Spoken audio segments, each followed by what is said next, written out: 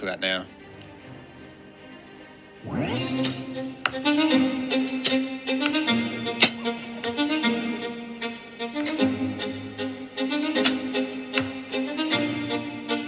Challenging. Challenging. Angles. Tough. Picturesque. Hilly.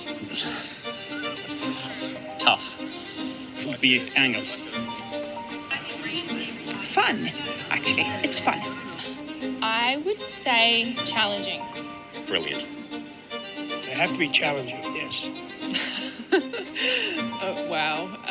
Probably just wow, actually. Yeah.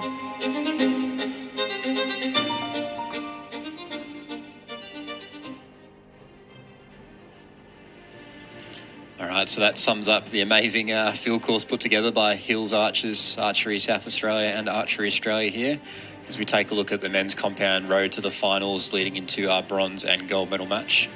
So our bronze medal will be between Harry Neve and Jack Chambers McLean, followed by Bailey Wildman and Pat Coughlin in the gold.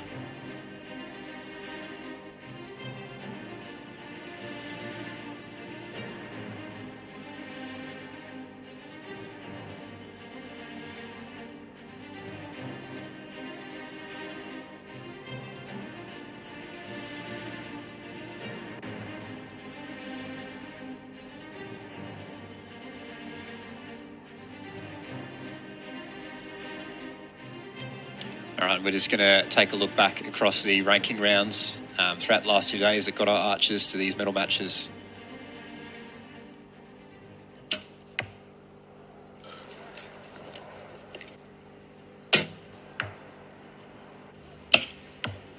I think you nailed it. Nail it?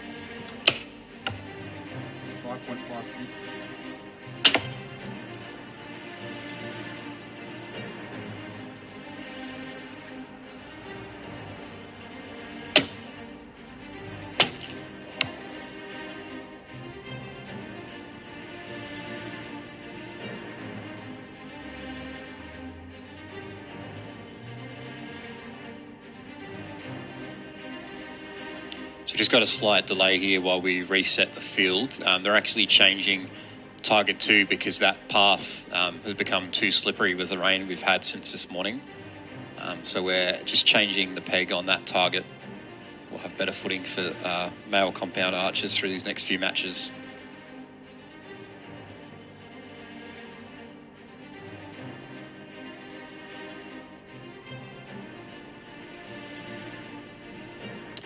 So as we get ready for men's compound bronze and gold medal matches, Alyssa, what separates a 6 from a 5 at this level? I mean, especially in the male compound, there's been some amazing matches out there and a lot of shoot-offs. So a 6 and a 5, like I was saying earlier, it's millimeters at when you're shooting it personally. It's just absolute perfection in your shot, and having all of those years of experience, having those hours, putting in the time, putting in the effort, and just absolutely nailing a shot. It's the best feeling ever, just having that 6 and just seeing Georgina have that. You know, you could see the relief and how good it felt for her to absolutely nail that shoot-off shot.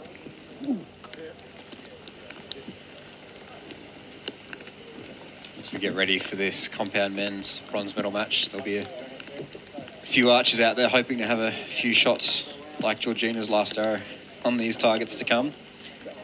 So we have a good shot there of Harry Neve getting ready to shoot in the bronze medal match.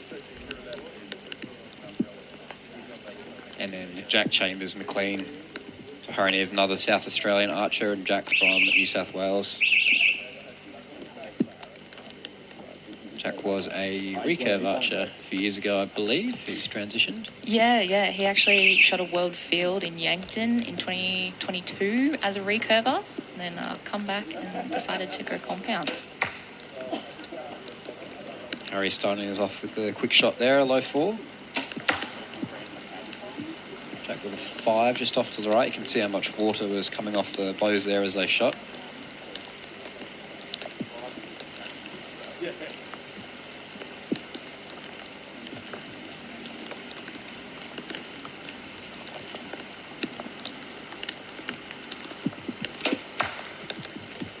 Harry with another quick shot. He's got a low 5 there. Both arrows going low on this first target.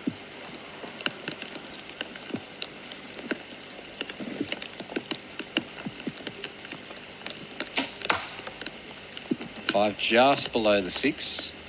So Jack will keep a 1-point lead after the first 2 arrows. And 6 points there for Harry.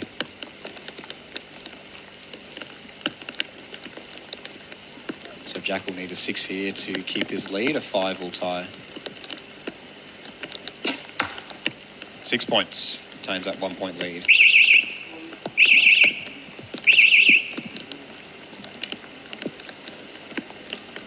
Now, Alyssa, being from Warringah Archers in New South Wales, you've shot with Jack for a number of years now. Yeah. Do you want to give us any secret insight or intel into how he's approached this competition or his training over the past few months? I mean, Jack is just one of those archers who is incredibly naturally talented. He can just pick up a bow and he's shooting it amazingly. He definitely does put in the work. He is, was doing some different, going around New South Wales and ACT, practicing some different field courses, practicing his unmarked, trying to get that perfect. In the lead up to this, he's actually shot a new national unmarked record for a 4:14, which is massive. Incredible score. He had a good lead up into this shoot. So I think he'd be very happy with how he's going. So 4:14, when they're shooting a ranking round, it's out of 432. So if I get this math right, that would be dropping 1 point every target. Yeah, I think it was 0.75, so wow. Less than 1 point per target. It was amazing. And Jack being Jack came off the course, said, yeah, could have shot better. Had a couple of silly shots in there. So typical archer, never happy with how they shot, even setting a new national record.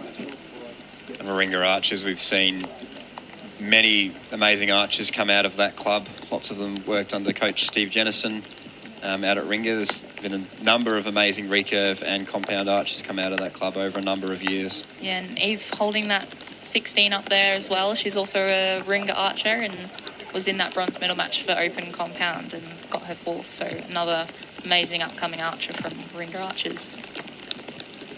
A good look there at the rain over our Matthews target. Come on in. On in. I want to go.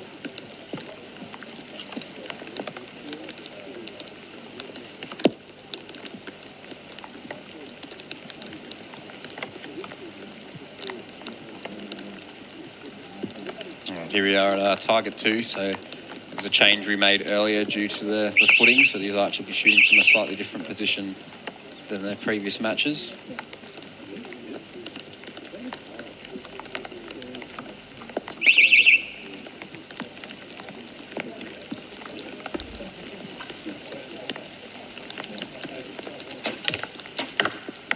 Jack with a 4, Harry with a 5, possibly a 6 there.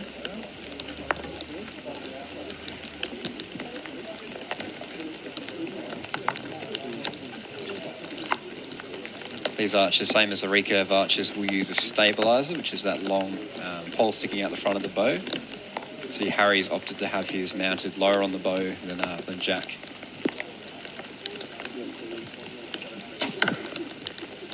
Another 4, and looks like another 5, possibly a 6. We'll wait to hear from the judges on that. So you can see Jack looking a bit confused there, looking at those first 2 shots. So both of them are very, very similar location in the target, but whether it's something to do with the cross slope or the cut. So we'll see if he makes an adjustment here for that third arrow. Harry keeping a 1-point lead.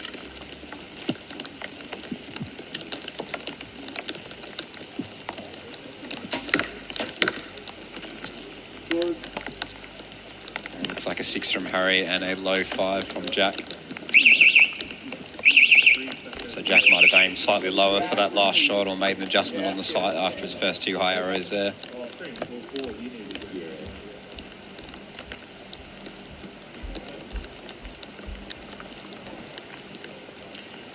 So over your days of competition here, Alyssa, did you find, obviously with a compound having the advantage of a level bubble, did you find that any shots were particularly hard on the cross slope, even having that to kind of help balance out where the bow is level? Yeah, especially on it's the 2 60 centimetre faces for this finals course. We were shooting that as a 60 centimetre face for the ranking rounds, and that really big cross slope I found like dragging the arrows out to the right hand side of it. So even with the bubble, I was having to aim off sort of left 4 even to just get it into that 6 there. It's very, very challenging. You need to have a lot of field knowledge to be able to nail this course. And I mean, Bailey Wildman coming into this, the 2 rankings of over 400, it's just shows the level of archers we have here in Australia, and it's amazing seeing it. And even though you've got that level bubble mounted on your sight, you still have to trust that it's correct. Because often if you're standing on a cross slope and pull back and it might feel like your bow's level, then you feel like you're kind of tilting the bow 90 degrees to actually make it level. There's all the mental side that goes into that as well, of trying to actually trust that your bow, or what your bow is telling you, is correct. Yes, and the amount of arrows and hours that these archers are shooting with their bows, it just shows how much of a connection they have with that, and knowing their gear, knowing that they can trust it, and being able to trust themselves as well, and having full faith, no second guessing. There's nothing worse than second guessing yourself, and that second guess being wrong.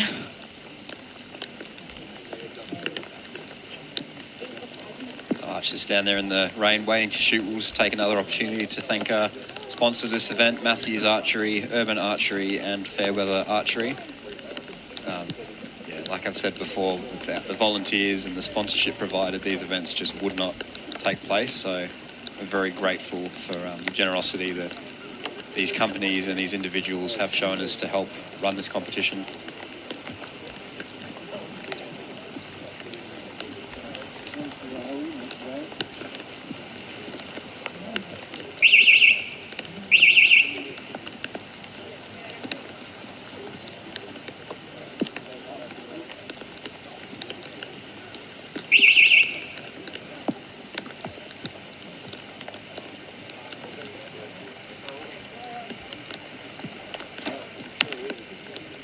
Harry with a 4 to start.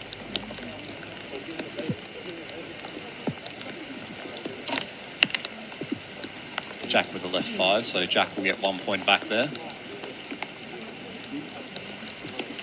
Harry keeping his 1 point lead.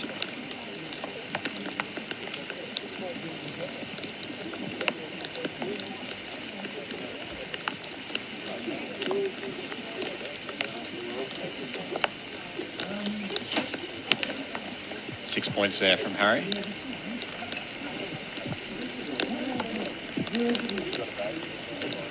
So 6 needed here from Jack to stay 1 point behind. 5 points there, so Harry will build his lead to 2 points.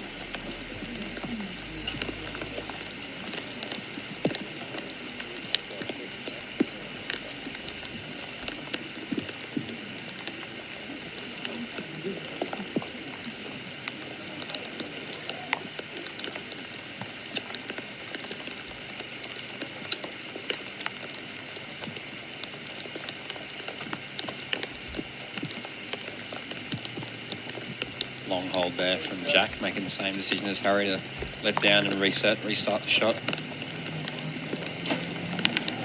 Very quick shot there, looks like a low 5 from Harry.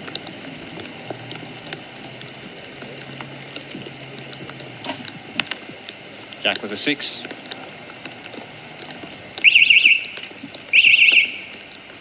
So it'll stay as a 1-point gap, with Harry taking the lead going into the final target of the bronze medal match.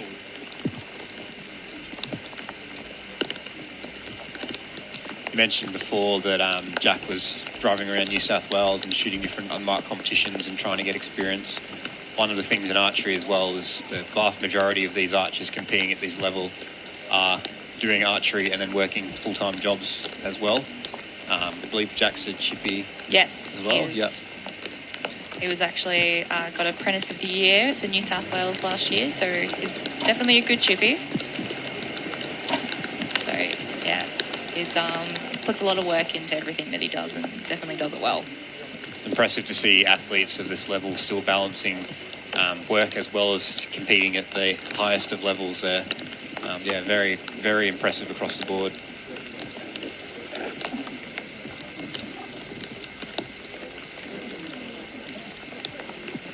Just verifying the scores down at the target there.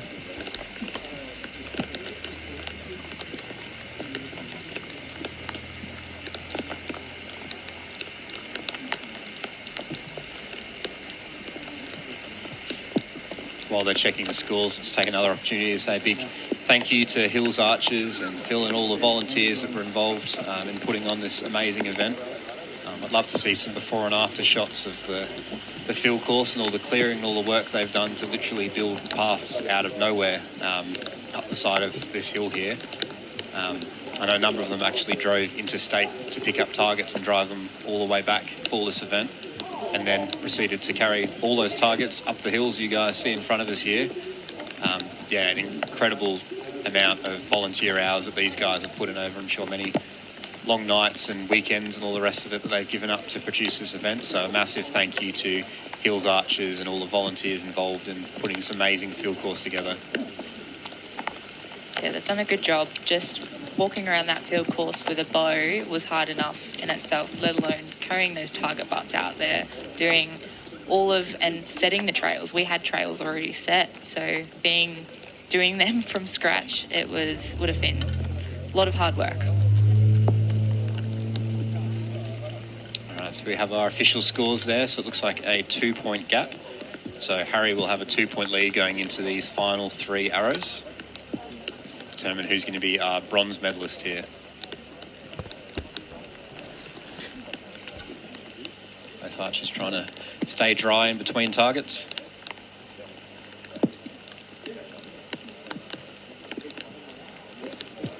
Yeah, Harry's got some good experience. He was over at the 2024 World Field in Lachlan Beach as well, so seasonal archer there as well.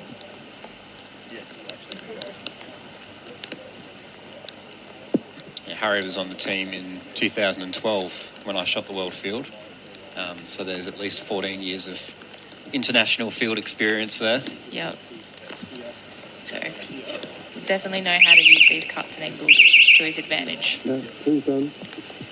All right, here we are, target 4 on our urban archery target. 3 more arrows to determine who will be our men's compound bronze medalist.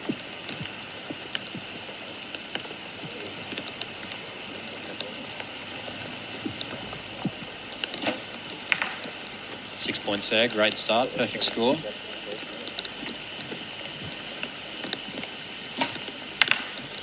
Five points there, another high arrow from Jack. He's had a few arrows just kind of high 5, high 4 throughout the last couple of targets. See a great shot there of the arrow. The left and right's perfect on that shot, but just trending high.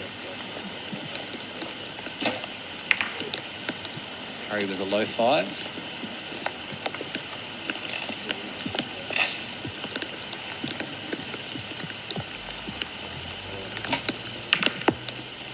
Jack with a low 5.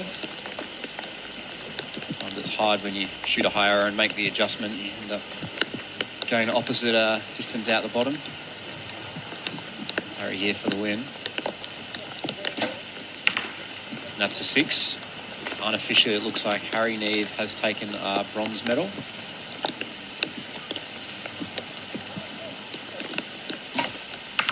And a 6. Great finish from Jack there.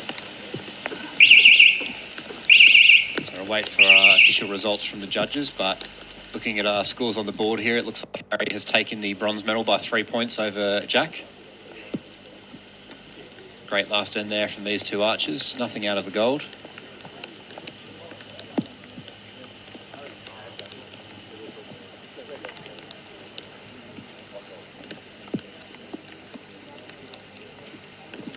Scoring down the target. We'll wait for official confirmation from our target judge.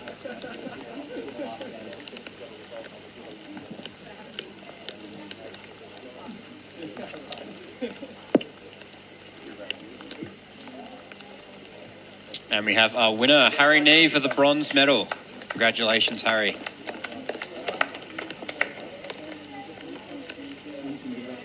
And we'll cross over to Maddie soon to chat with our bronze medalist, Harry Neve.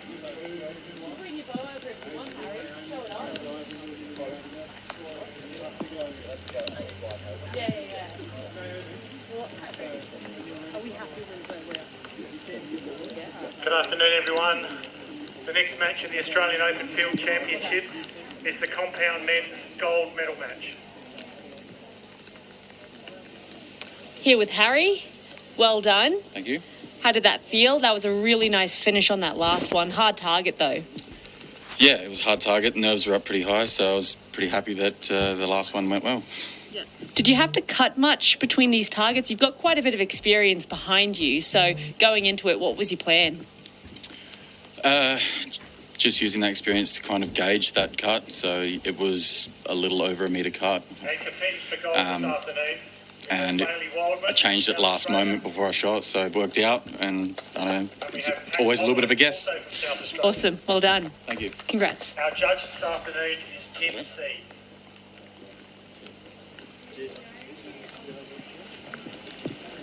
All right, and here we are getting started on our gold medal match between the compound men.